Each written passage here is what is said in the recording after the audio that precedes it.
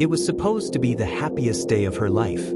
The dress was perfect, the venue breathtaking, and everyone she loved sat waiting in quiet anticipation. But just as the bride took her first step down the aisle, a woman stood up.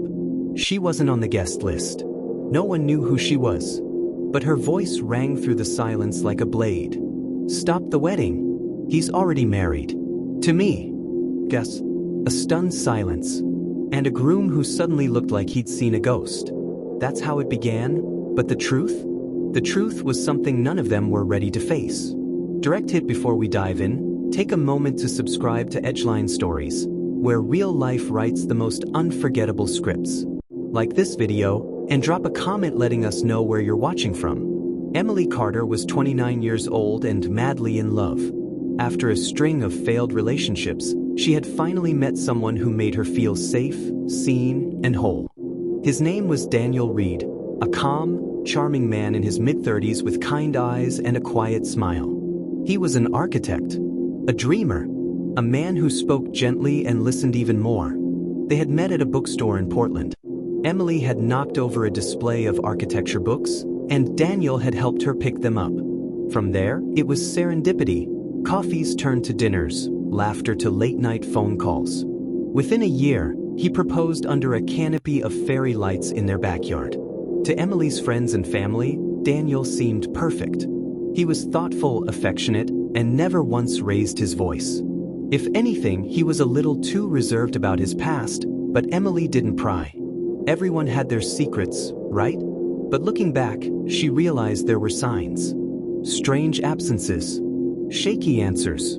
A hesitance when she asked about his childhood. His reluctance to introduce her to distant relatives. And then there was the one thing he never let her do, visit his hometown. The ceremony was held in a secluded vineyard just outside the city. Dozens of guests in pastel-colored outfits sat on wooden benches beneath a canopy of twinkling lights and wildflowers. The music swelled. Emily stood at the end of the aisle, her father beside her.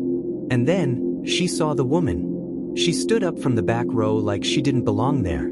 She was tall, with striking features and a composure that made everyone else vanish in comparison. "I'm sorry," she said, "but this wedding can't happen. That man is already married to me."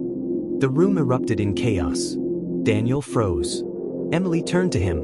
His face had drained of color. He opened his mouth, then closed it again.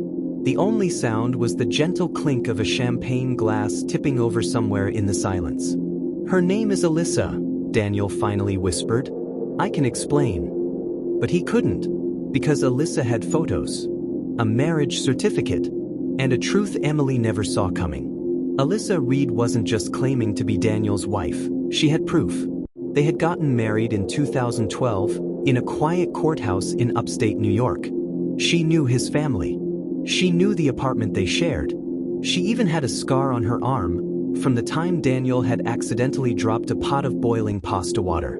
Daniel didn't deny it. "Not exactly. We were young," he said. "We were toxic. She left. I thought she was gone." But Alyssa said otherwise. She hadn't left. She'd run, for her life. "He changed," she told Emily later. "Behind closed doors, he wasn't who you think he is." Emily's heart shattered. Was it true? Was Daniel capable of what Alyssa claimed? But the more she investigated, the more questions surfaced. Some of Daniel's documents didn't match. His social security number was attached to a different name in one database. And a visit to his supposed college showed no record of him attending. So who was Daniel Reed? Emily wasn't content with just walking away. She wanted answers. She contacted a private investigator, a retired police detective named Lou Ramirez. And what he uncovered changed everything. Daniel Reed wasn't Daniel Reed. His real name was Caleb Turner. He'd legally changed it after moving to the West Coast nearly a decade ago. Before that, he had been implicated, but never charged, in a domestic assault case. The victim had vanished before she could testify. The case went cold. Emily was stunned. "I don't know this man," she whispered. "I was about to marry a stranger." But Alyssa had always known. And now, she wanted justice. Caleb Turner had left a trail of aliases, jobs, and half-truths in his wake.